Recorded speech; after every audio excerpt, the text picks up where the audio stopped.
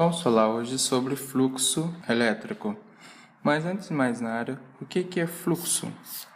Fluxo é uma palavra que a gente ouve relacionada a diversos tipos de situações, como fluxo de pessoas, fluxo de carro, ou até também a movimento constante de fluidos em um determinado conduto.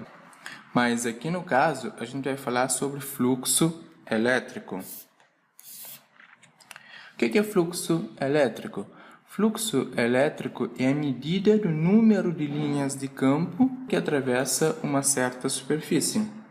Imaginamos aqui no caso, a gente tem uma superfície e a gente tem as linhas aqui do campo atravessando essa superfície, na qual a gente determina em superfície S. Quando essa superfície na qual está sendo atravessada envolve uma certa carga elétrica, o número líquido de linhas que atravessam a superfície é proporcional à carga líquida no interior da superfície.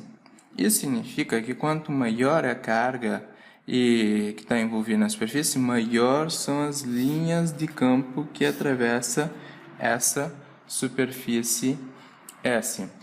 Consideramos inicialmente que o campo elétrico seja uniforme em módulo e também em direção. E também que essas linhas aqui do campo, elas fazem ângulo de 90 graus com a superfície. Todas elas fazem ângulo de 90 graus com a superfície, ou seja, a direção do campo é perpendicular a essa superfície. E também, lembrando que o número de linhas por área unitária é proporcional ao módulo do campo elétrico. Então, o número de linhas que atravessam a superfície, essa superfície S, é proporcional ao produto do campo elétrico pela área. Podemos expressar isso como sendo da seguinte forma. Esse aqui é o símbolo que representa o fluxo, como sendo o produto do campo elétrico pela área. Esse fluxo aqui, ele possui uma determinada unidade, que é Newton metro ao quadrado por Coulomb. Isso significa que o nosso fluxo, quanto maior é o campo elétrico, maior vai ser o nosso fluxo. E também, consequentemente, quanto maior é a nossa área, maior são as linhas de campo que vão atravessar ela. Caso a superfície considerada não for perpendicular ao campo elétrico, o número de linhas ou fluxo através dela deve ser menor do que dado na equação anterior. Essa é a equação do fluxo, que é igual a produto do campo elétrico vezes a área. Imaginamos agora uma determinada superfície. Superfície S. Aqui temos o vetor normal à nossa superfície. Enquanto que nessa direção a gente possui o campo elétrico atravessando a nossa superfície. Podemos observar aqui que o campo elétrico está fazendo ângulo θ com o nosso vetor normal à superfície. Logo, podemos observar que o nosso fluxo já não é máximo, segundo essa equação, pois o nosso fluxo não é apenas o produto do campo elétrico vezes a área, mas sim multiplicado por cosseno de θ. Θ é o ângulo entre a direção do campo elétrico pelo vetor normal à nossa superfície. E, segundo essa equação aqui, podemos observar que caso nossa direção do fluxo for perpendicular ao vetor normal, fazendo ângulo de 90 graus com ela, isso podemos chegar à conclusão que se caso isso aconteça, a gente vai ter o campo elétrico multiplicado pela área, multiplicado pelo cosseno de 90 graus, sendo que o cosseno de 90 graus é igual a zero, implicando que o fluxo que passa através da superfície seja igual a zero, pois nossa direção do campo elétrico é paralelo à superfície. E também, para ter um fluxo máximo, como representado aqui, o nosso campo elétrico tem de ser paralelo a vetor normal. Sendo paralelo a vetor normal, é a mesma coisa de que colocar aqui cosseno de zero, sendo que cosseno de zero é igual a 1. Sendo o cosseno de zero é igual a 1, então a gente vai ter o fluxo máximo atravessando a nossa superfície. Anteriormente, a gente considerou um campo elétrico que era uniforme em módulo e em direção. Mas em situações mais gerais, o campo elétrico pode variar sobre a superfície considerada. Então, a definição do fluxo, essa daqui, só vai ter sentido sobre um pequeno elemento da superfície.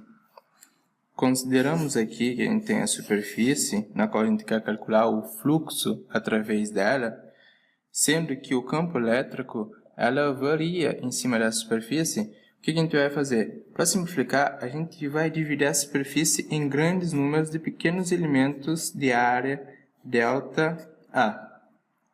É conveniente definir o vetor ΔA de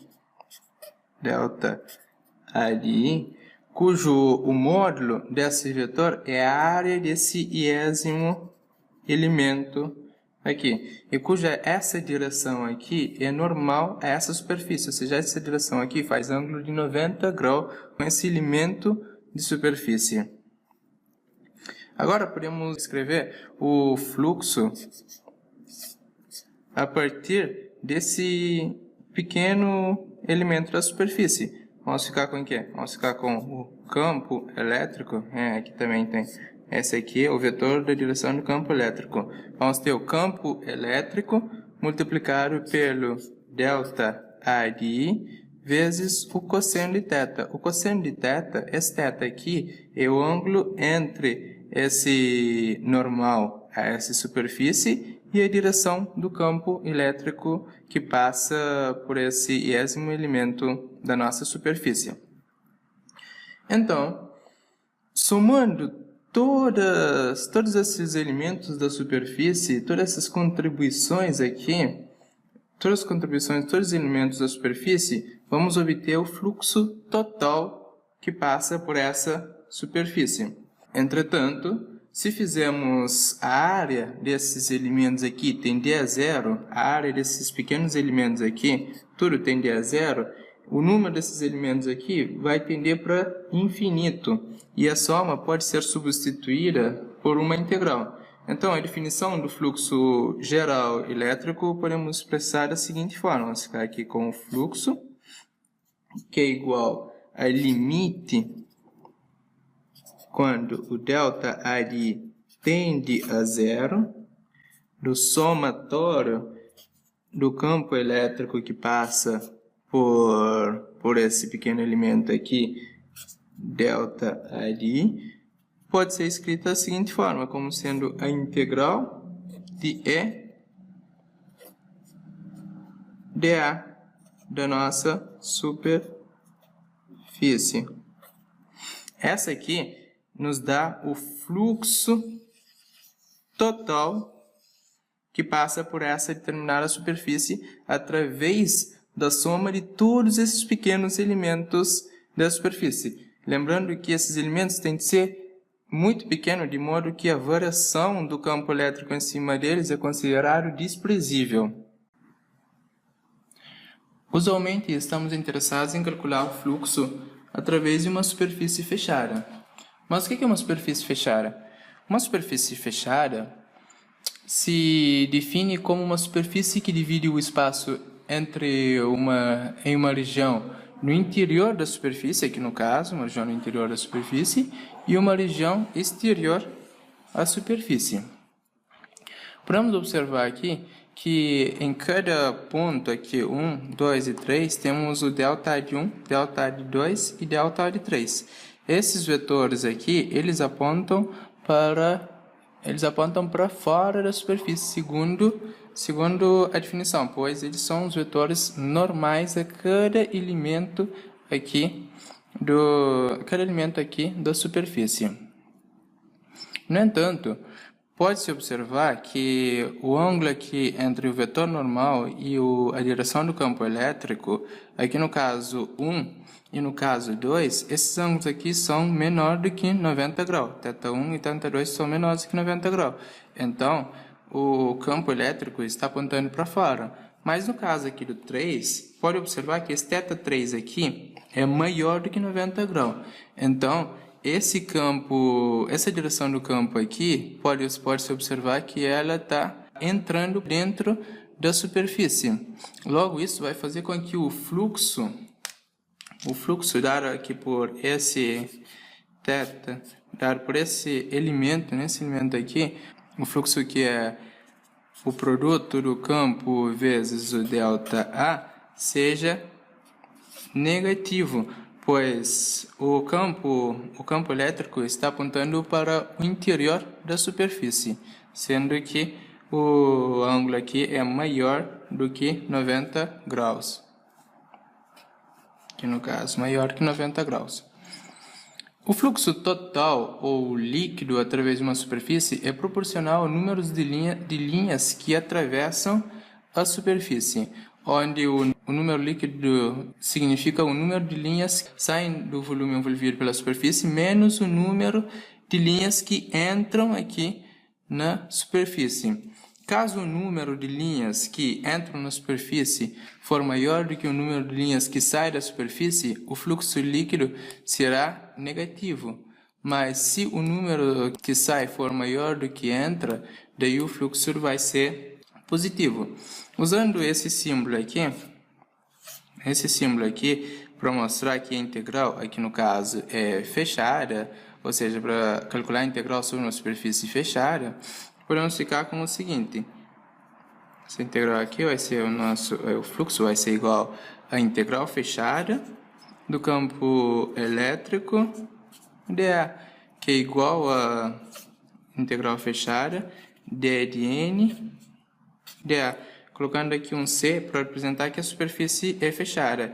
E esse E de n também é o componente do campo elétrico.